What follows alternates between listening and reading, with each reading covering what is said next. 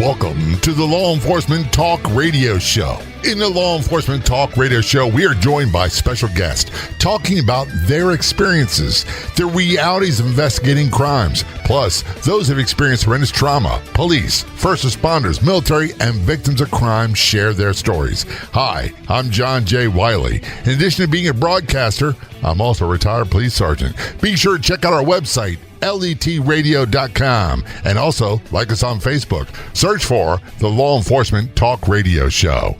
You can find us on Facebook. Look for and like the Law Enforcement Talk Radio Show Facebook page. Calling us from the great state of Montana, Lieutenant John O'Brien, a member of the Butte Silver Bow Police Department. Lieutenant O'Brien, thanks so much for joining us on the show. Thank you. It's a pleasure to have you. I'm going to dispense with the rank. Is that if I call you John? Oh, yeah. All right, cool. We're going to talk about your career, your law enforcement career. You've been a career law enforcement officer for how long now? 20 years. 20 years, all right. Are you close enough to retirement yet? Can you pull the plug now? Yeah, anytime I want. Oh, so you're in the great position of being able to tell people what you think, when you think it, when you want to, without fear of recourse because you can leave. Exactly. You're one bad day away from leaving. That was what they used to say in Baltimore, too. The old timers like, hey, don't push me too far. I'll sign the paperwork right now. I'll turn in my stuff and I'll leave. Yeah. So it's an enviable position to be in. But it took a lot to get there. Before we get into the nuts and bolts of your story, you are involved in a foundation with doing things to help law enforcement officers. Would you tell us about that, please? Yes, it's the Mason Moore Foundation. Mason Moore was a Broadwater County deputy that was shot and killed May 16th of 2017.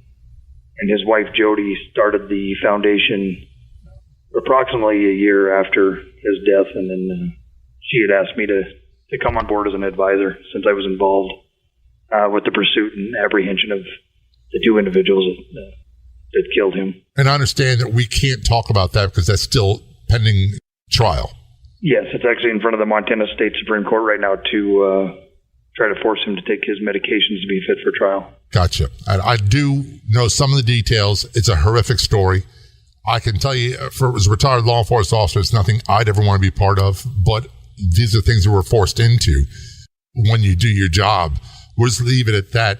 Where can people get more details about the foundation? The Mason Moore Foundation Facebook page or at their website. Okay. It's just under Mason Moore Foundation. You can Google search it. Mason Moore Foundation. Do a Google search and find it. John, you've been doing this 20 years, and how would you describe your career? Is it something you love? You love being a cop? Yeah, I do.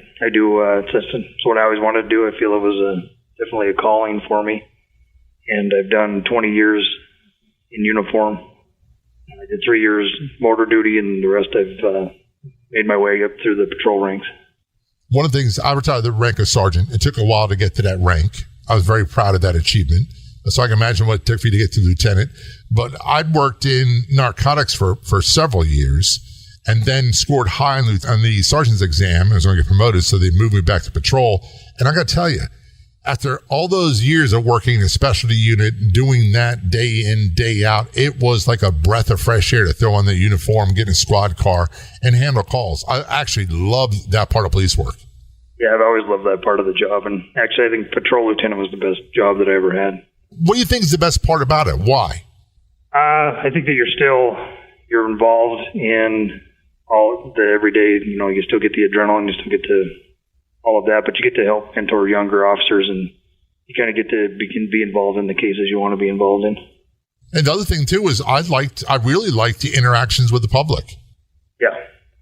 Granted, not everybody was having a good day. Most of the people that we ran into or had to service were having a bad experience, but that doesn't mean every encounter we had was bad. Right. No, exactly. The vast majority of them weren't. And I think patrols where you really get to make the most, to help the most people and have the most effect.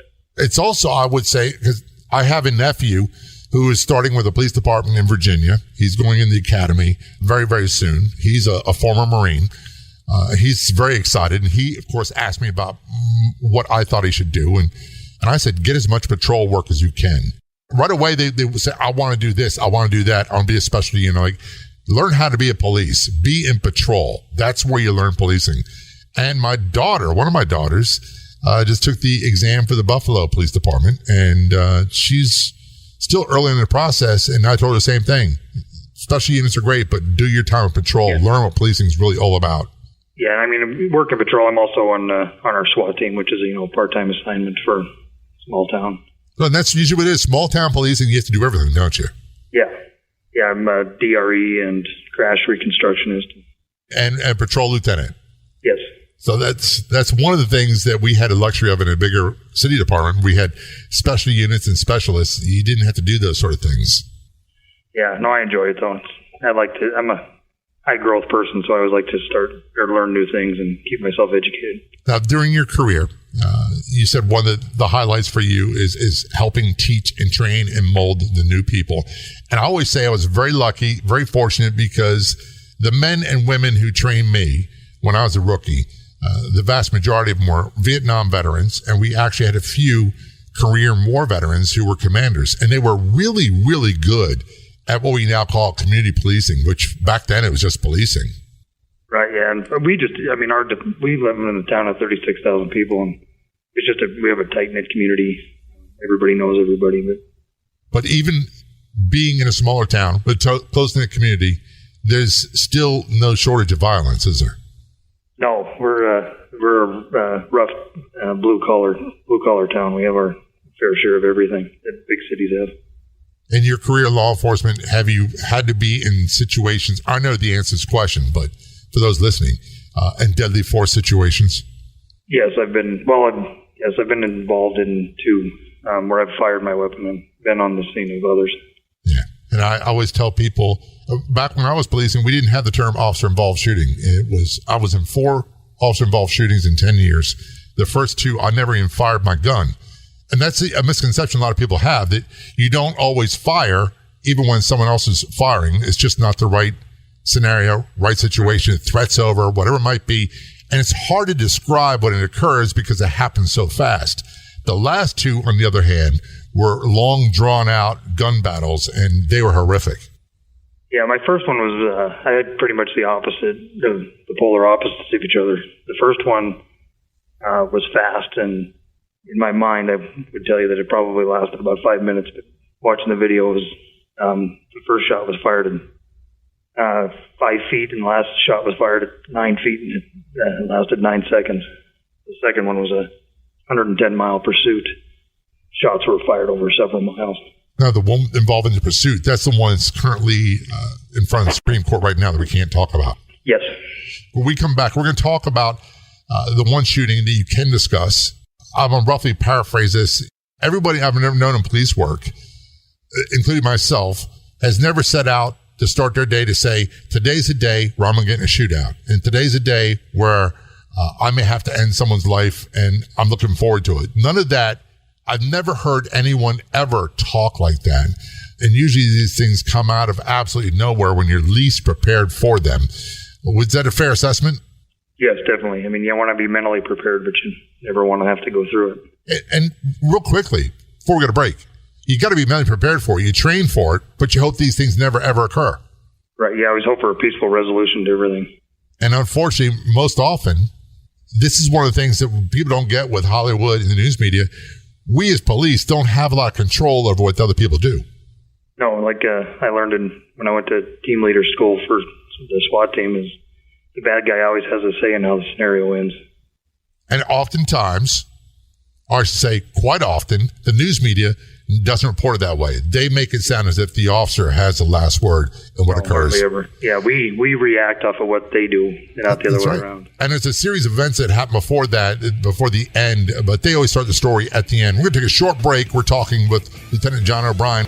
Don't go anywhere. We'll be right back. I want to tell you about a product, actually a line of products, that have changed my life dramatically.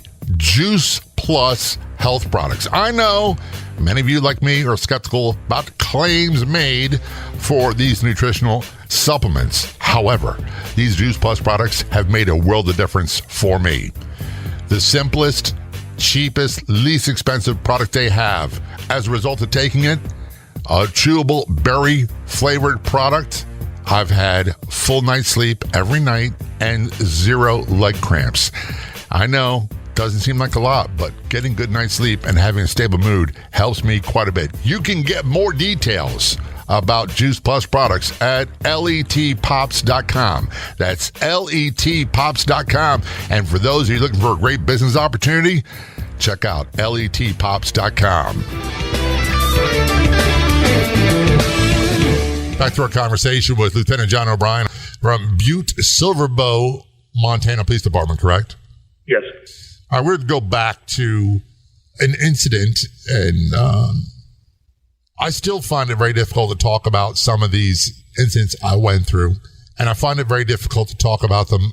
We're trained almost to talk about them as if we're testifying in court, and I know you're not going to do that, but there was a call for service that wound up ending with you having to take someone's life. Start off with what happened in the very beginning. What kind of call was it? Initially, it was dispatched as a domestic with a wife and 2 kids inside the house, and the male had armed himself with 2 handguns and was now arming himself with a rifle. That's some major red flags and alarm bells going off there, right there. Yeah, it's a nightmare scenario. And did you get any other information besides the fact that he's armed? Not initially from the dispatcher, because I was actually really close to the area. And what I did was we only had 5 officers working that night, and 2 of them were dealing with an arrest at a bar. So I made sure that I had the sergeant was dispatched with me, and then I had another officer clear from her lunch, from her residence from lunch, and start responding. So that was basically half the department that was available that night, is you and 2 others. Yes, initially it was 3 officers responding. The other 2, once they heard how urgent the call was, they actually cut the guy loose and responded also. So it's not like you had the luxury of saying, a lot of people love to say, well, first of all, when you get these calls, people think you have all the information at your disposal right away, and you don't. A lot of times it's an unfolding process. You didn't have a lot of information when you were first dispatched, did you? No, just there was the wife and 2 kids inside the house, and the dispatcher still had her on the line. And when you arrived, you were by yourself? Yes, I arrived, and actually I knew I was going to be ahead of everybody else by at least a couple minutes, so I parked actually at the end of the block and approached and shut my lights off and exited the vehicle and checked out on my CAD unit, so because everybody in Butte has a scanner. So I checked out on my CAD unit and activated my body camera and moved in towards the house so I could hear or see and listen to what was going on. Now, I know why we park down the street and walk. For those who don't or aren't familiar with police procedure and tactics, why is that done? Well, actually, it's very apparent in the video because he, right before I confronted him at the door, he actually shut the porch light off and was sticking his head out to see where we were at and how far away we were. So he was actually planning your arrival. He was waiting. Yeah, he was planning our arrival. When I was walking up to the residence, all the lights were going on, off and on inside the house, which I found out later the wife was on the phone with the dispatcher, and the dispatcher never relayed it, but she did tell the dispatcher is that he was trying to barricade, and he was shutting all the lights off to the interior of the residence, and she was walking behind him and turning them all back on. Now, backtracking just a little bit, one of the reasons why we were always taught to park a little ways away and walk is because that marked car is a big target. And when they're looking for the police to show up, if they're going to throw an ambush at you, that's when they're most likely to hit you. But you walk up, you can take cover behind trees, you can slow your approach and get a better grasp of what's happening as you're approaching the residence. Yes, definitely. And you saw a lot of stuff going on that was making the alarm bells go off in your head. Yeah, and then this house is also where it's located is a nightmare location because it's already elevated off the street, and then on the south side of the residence, the street drops off to about a 6-degree angle, and then there's only one other residence. So he had a huge tactical advantage if he would have saw us coming. Yeah, he was basically uphill from you then. Yeah, uphill inside. He could see people approaching better than you could see him, but you said that he was turning the lights off and on inside? Yeah, because it was almost bar closing. It was 1:51 in the morning when it was dispatched. Was this guy intoxicated too? Yes, they later found out he was. But you didn't know that at the time? Not at the time, no. When I hear you saying that, first of all, one of the most dangerous things we do all the time, the two most dangerous, car stops, especially the routine traffic stop, you think it's just going to be a tag light out. That's the one that can cost you your life. They all can, but that one can be very, very dangerous. And the other one are domestic family disputes for a variety of reasons. But you have someone who is, and I hate this term, emotionally disturbed. They're angry, they're out of control, whatever it might be, for whatever reason, mental illness, intoxication, whatever.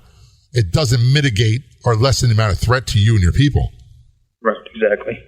And I hate that it happens. I'd also know in this case, the guy was a military veteran, wasn't he?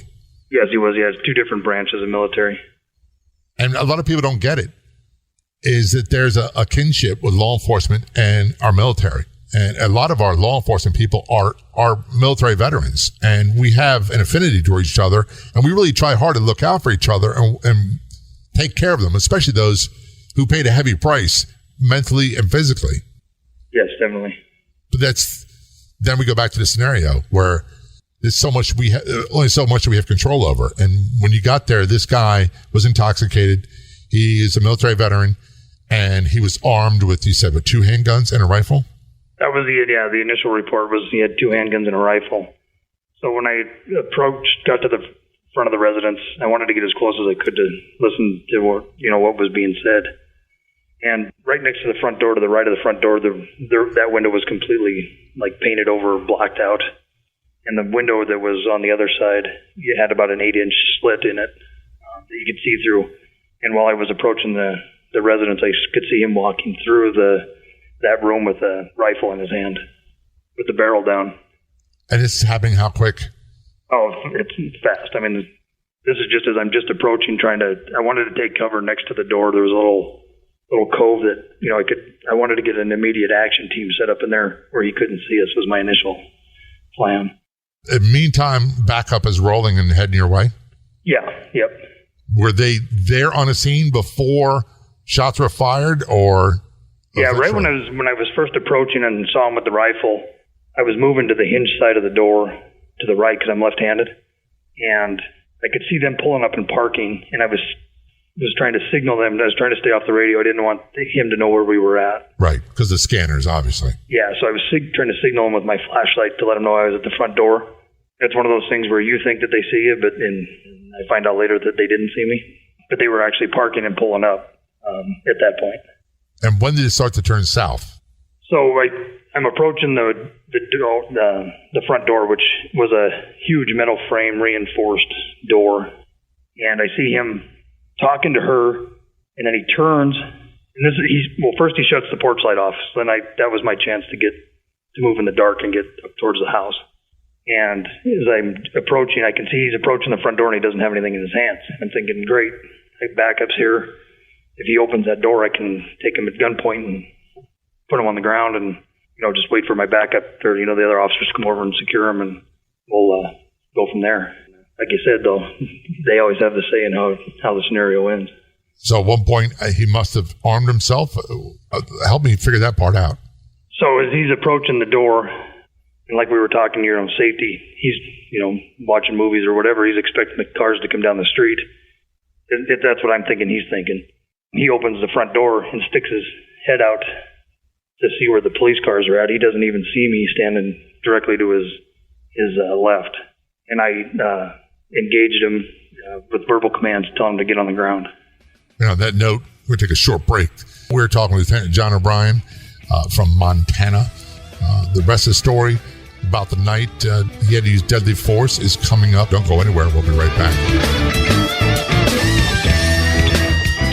What is the Haunting or Not podcast? It's a free podcast that takes a different approach to ghost stories, hauntings, and cases of demonic forces. Husband and wife podcast hosts mix comedy, facts, and a healthy dose of police evidence skepticism to help you decide, are these hauntings or not? Helping you decide what's real and what is fake or an overhyped exaggeration. From world-famous cases to lesser-known reports, they talk about them all in the Haunting or Not podcast, available for free on most podcast platforms. Or do a Google search for Haunting or Not podcast. I am Meg Marie O'Rourke from Harmony with Food. Do you ever wonder what foods you should or should not be consuming based on your own unique needs? At Harmony with Food, we are now able to determine exactly what foods we should or should not be consuming through advanced testing. Test, don't guess is the motto at Harmony with Food's BioUnique Boutique program.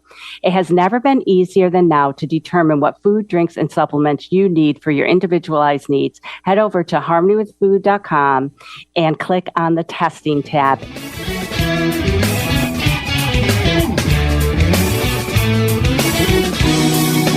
Return our conversation with Lieutenant John O'Brien from Butte Silverboat, Montana Police Department. John, we're talking about this night. You get a call. You've got an intoxicated military veteran. It's a domestic situation. He's armed. He's heavily armed with 2 guns, 2 handguns, and a rifle. Before we went to break, you said that you were standing outside the door and he stuck his head out and didn't even see you there, and you tried to engage him with verbal commands to defuse the situation. Yeah, well, and at this point, he didn't have the rifle, and there was no handgun visible in his hands, and that's why I decided to take that opportunity. But also, what I forgot to mention him is he is approaching me. He's wearing a load-bearing vest with rifle magazines and a hatchet and a knife. So he's prepared for conflict. Yeah, he's dressed for battle. This would be the perfect scenario. If he had just responded to your commands, the whole thing would have been over with. He probably got mental health treatment, probably maybe gotten a little bit of probation time or something else, and had been over and done with, right? Yeah, as far as like the follow-up investigation, he was actually making some suppressors and would have had some trouble with probably some federal agencies. But that night, so yeah, he would have been on the ground, handcuffed, brought in for probably a crisis response counseling, and maybe a misdemeanor partner family member assault, and yeah, he would have been over. But he didn't follow your commands, obviously. No, he did not. What did he do? So I told him, I said, get on the ground, and he said, and took a step back, and I said, get on the ground, and he said, when he reached behind his back. And at this point, in my mind, I'm thinking he's going for one of his 2 handguns. And then the next movement I see from his hand, I can see a tan handgun starting to come up. And I already had him at gunpoint, and at that point, my vision went from looking at all of him to just to his upper thoracic. And this is where my video shows how fast it was, but in my mind, I could feel every squeeze of the trigger. I could feel every round that cycled from my handgun. I hear him. I didn't hear him say anything, but I see him turn, and the wife, when he initially was at the door, was by the doorway, standing next to him. So initially, I thought when he turned, he was turning towards her. I had actually moved back and got covered during the initial burst, and then I turned back to engage him because I thought he was going after her, and he was on the floor, actually firing at me at the doorway, and rounds were actually ricocheting around me. How close were you two? The first shots was 5 feet. I mean, that's so close. And I don't know the statistics, but they say that most police shootings are within 7 feet of each other. 7 feet, yeah, like 80%. And they're done and over with in seconds. But this one continued on. So he was going into a prone combat position and firing at you. And what were you doing? No, actually, what he did is I fired. What happened? I found out, later, is when my first initial rounds, one of the rounds went through his heart and hit him in the spine and actually disabled him. And when I thought it was him turning to go after her, he was actually falling and rolled into the couch and was propped up against the couch in a seated position, firing at me. So he was seriously injured, and yes, maybe even mortally wounded at that point. But still, he was firing. He wasn't giving up. He was hit. Yeah, he was hit 4 times, and once through the heart and the spine, the torso. One round through his right hand because he brought his hands, together in the combat shooting position. And then when he rolled, I fired 2 more rounds and hit him in the leg.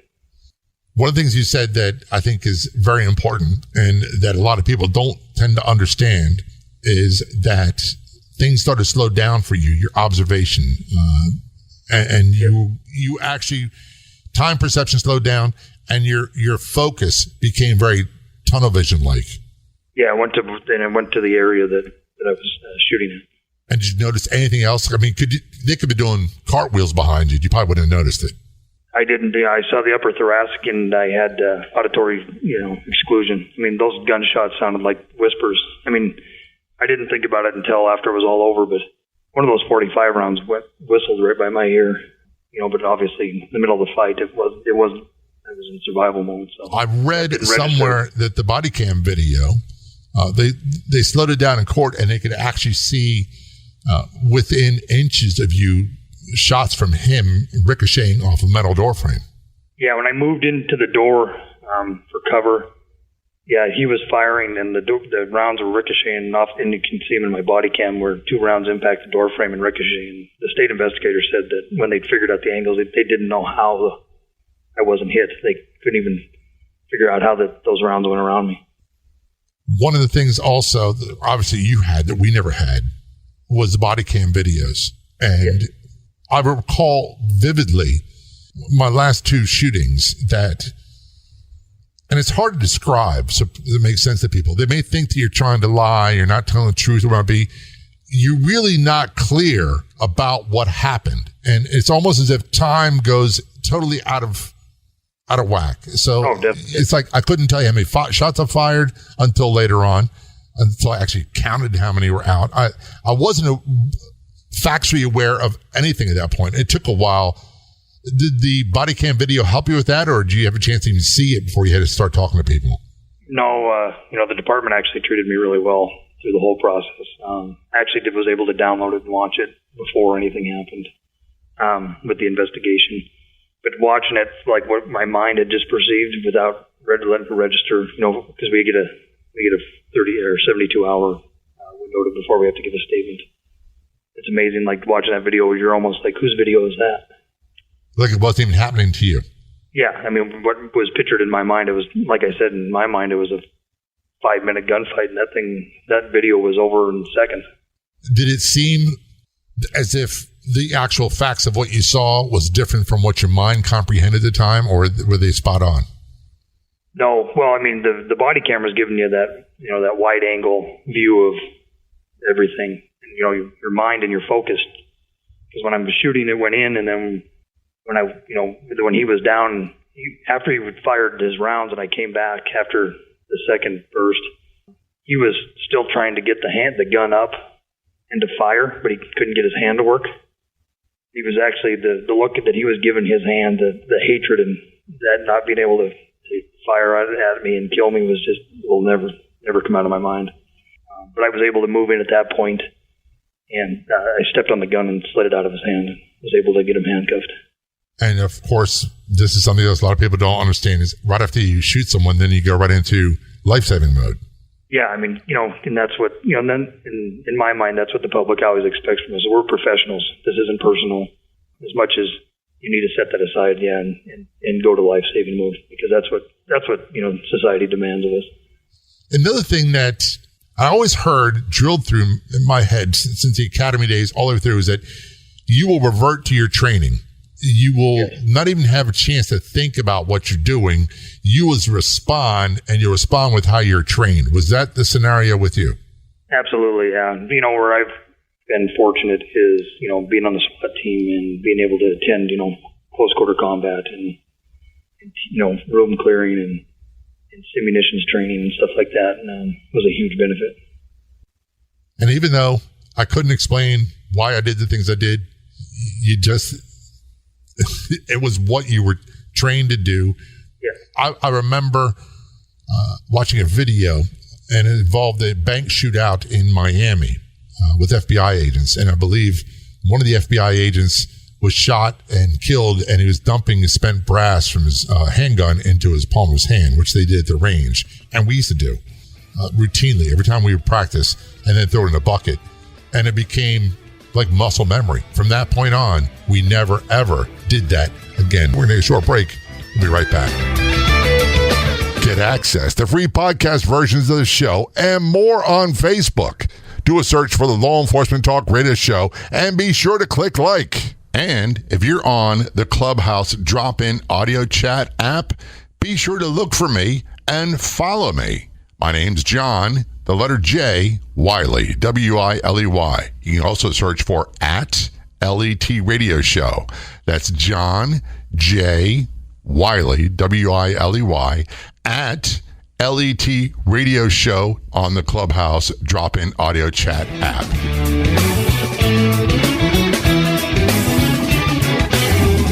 I'm John J. Wiley, joined by Lieutenant John O'Brien, Butte Silver Bow, Montana Police Department. John, thanks for being a guest on the show. Yeah, thank you. And thanks for being willing to talk about this scenario. I'm going to give you a brief overview. Received a call for a domestic dispute. This man, who turned out to be a military veteran, was heavily armed with 2 handguns and a rifle. He was intoxicated. He was determined to engage police in a gunfight, probably looking for what a lot of people want to do is they call suicide by cop, and or going out in a blaze of glory in a big firefight. That when they get that way, when a person, for whatever reason, decides that's what they want to do, what recourse do you and I as cops have? No, to defend ourselves. That's the only thing. And I've never met any police that ever had to use deadly force while defending themselves that ever felt good about it. No, I mean, I feel good that I reacted the way I was trained, and that, you know, most important thing to me was that the other 4 guys that were working with me that night went home. Right. They survived. You survived. But yeah, the thought of having to kill somebody, and this is something the media always seems to get wrong. They love to portray police as wanting to shoot people and wanting to kill people, and I've never ever seen it. The first time I hear someone saying it would be the first time I've ever seen it or heard of it. No, I mean, I get paid whether, you know, my pay is the same whether we use no force or he peacefully surrenders or, you know, whatever. But I definitely didn't want these images and, you know, to live with the rest of my life. So no, how was the aftermath? You said the department was very, very good to you. Yeah. Not all of them are. We're very fortunate. That's one thing I have to give our administration is they've always treated every guys well in these situations. And one of the things that happens quite often, people don't seem to understand, is that when an officer has to use deadly force and shoot someone, whether the person lives or dies, the officer is the suspect in the initial report, and the defendant, the person they shot, the bad guy, is the victim. Yeah. And that's a role reversal that I can tell you, for me, was just very, very uncomfortable. And yeah, and luckily I through my FTO and through everything, I trained other guys and, you know, and myself and what was going to happen. So everything that happened after that point, I had prepared myself, I think, as best as I could, like, you know, what the steps would be, and, you know, the department and the state investigators made it, you know, a lot easier to go through those steps. And you had about 72 hours before you had to give a statement? Yeah, 72 hours. But, you know, our administration, as soon as because I was the shift commander, I called made the call and had the administrator come out. I didn't shut my camera off until he arrived on scene. And as soon as he got a quick synopsis of what happened, he actually called our union president and then ordered him to call our legal defense. Which is something you need. And a lot of people don't understand that either, because it's a pending criminal investigation. It's a huge relief mentally. Yeah, it is. It is. And you brought up mentally. How were you afterwards? You know, I was good. You know, as good as you could be. It was, you know, I knew what the symptoms of the stress were going to be, and I tried to, you know, avoid the media, stay away from alcohol, stay away from caffeine. Made sure I worked out every day because I knew I had to get that cortisol out of my system, and you know, kind of stayed away from the department. But, you know, everybody, you know, the department reached out, either text or called or, you know, stopped by, and people dropped dinner off or, you know, gift cards to go eat, and, you know, to make sure that you didn't have to, you know, worry about those little things. Was there any nausea or anything like that immediately afterwards? No, I was kind of expecting that. You know, immediately afterwards, I thought, honestly, that I had been hit, and I just didn't feel it yet because of the adrenaline. Oh, I've done that. Did you pat yourself down looking for blood? I kept sweeping. I kept sweeping myself for holes. Yeah. And I'm not laughing at you, John. Because I haven't thought of that in a very long time. I actually had people. I'm telling them, check me out. Make sure I'm not shot. Make sure I'm not shot. Right. Because we were doing that. And actually, the wife was in the living room with us. It was kind of broke all the tension inside the house. I kept sweeping myself, and one of the other officers kept staring at me because she was like doing the same thing. Like, man, you got to be, there's a hole somewhere. And then the wife looks at me and goes, "Are you okay?" I said, "Am I okay?" And I said, "Are you okay?" And then we both kind of chuckled. But I was like, wow. I mean, thank you for being that concerned for me. That's a rarity. Yeah. I mean, and actually, if I have time to talk about it, that family, probably one of the biggest things that helped, honestly, not only with me, but with our crew, is the way that that family treated us, the way that the military treated us. What did they do? His brother was, I think, in the National Guard. I know that he served full time, I believe, but I never did get a chance to meet him. He showed up in our, before I even went home, he was in our briefing room, or in our lobby of our police station, in his military uniform. Everybody kind of took that deep breath of, what's going on? The only reason he was there was he wanted to make sure that we were okay, and that he wanted to know that we were okay, and he wanted us to know that the family felt no ill will. That's amazing. Yeah, well, not only that, then a couple months later, his parents and his siblings all sent me a Christmas card. Wow. That they were praying for me and that they all signed it. And then at Christmas time, the wife and actually the two kids that were upstairs all sent me a Christmas card. I'll be honest with you, John. That's making me misty-eyed because I never would have expected that response. It's I didn't either because you're used to the media. Yeah, you're used to the media. You're used to everybody. You're just taking that deep breath of, here comes the lawsuits, here comes everything else. And you would think that there'd be so much animosity. And I'm sure that they were upset and angry. That was their loved one, I'm sure. Right. But they also realized that you guys are being reactionary, that he was in totally command of what he was going to do. And that's exactly pretty much what they said, that they knew he had some problems, and that not only inside that house did he engage us there with that rifle and those two handguns, but he had fallback positions with an AR-15 and a shotgun. He had 10,000 rounds inside the house, and he had a bunker set up in the basement to fall back to. So he was bound and determined that he was going to go to war. Yeah, my administration, and I think we all agreed that if it wouldn't have ended the way that it did, that we would have been burying police officers. And that's just not a scenario that I can even begin to process. Because I like you, they've been through way too many line of duty funerals, and they all have a heavy emotional impact. And I'll tell you honestly, being in a scene of violence where people took their last breaths, whether it be usually the hand of another drug dealer, those things took a toll on me. They really did. Oh no, exactly. And we were there doing first aid, and when he took his last breaths. So the thought of that, you being there when a guy died because of you having to shoot him, I don't understand how one processes that and gets to be, I don't want to say okay, it's an overused term, but gets to be where they accept that this is what happened and now how do I move on? I guess my mindset was, like I said, I think we had the best outcome that we could have. We didn't want that outcome. He chose that outcome. But I didn't have to go knock on anybody's door. Nobody had to come to my house and wake up my wife and tell her what happened. And how is his family now, the wife and kids? They moved out of town. I certainly hope they're doing okay. And then getting back to the military, the family requested full military honors for his funeral. And the commander of the National Guard called our administration, and they were not going to allow full honors unless I consented to it. And what was your response? I said, absolutely. I said, it's for the family. They at that point had treated us, well. And I said, and it's nothing personal. That's what people forget too. It is nothing personal. He wasn't shooting at me as a person. He was obviously not in a good place in life and targeting my uniform.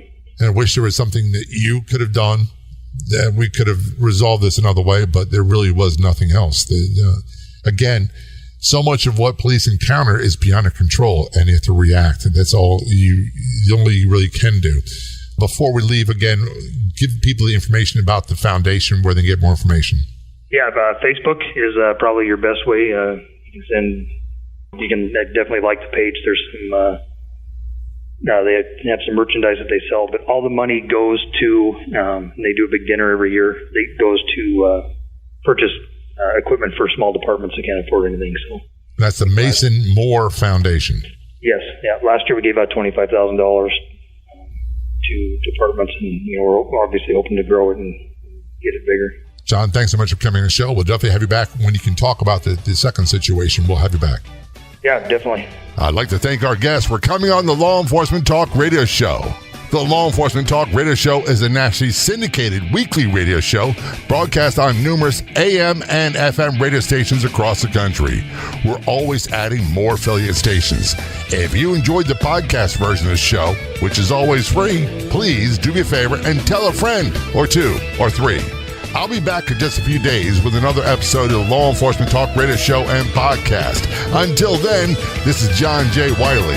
See ya.